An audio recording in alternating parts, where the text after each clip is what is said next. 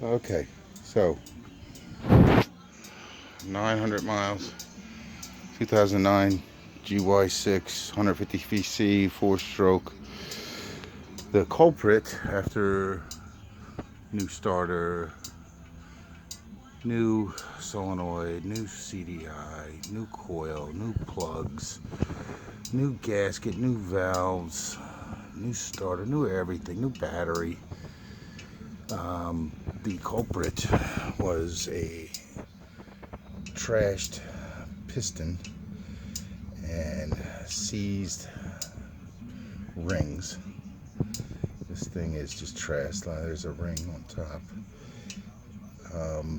They probably didn't change the oil and dogged this thing in the beginning. So we're just gonna give it a little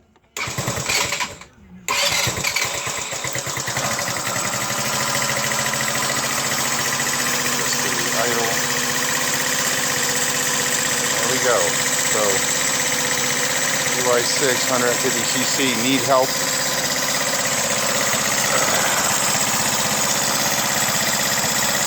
$10 seized piece of shit piston.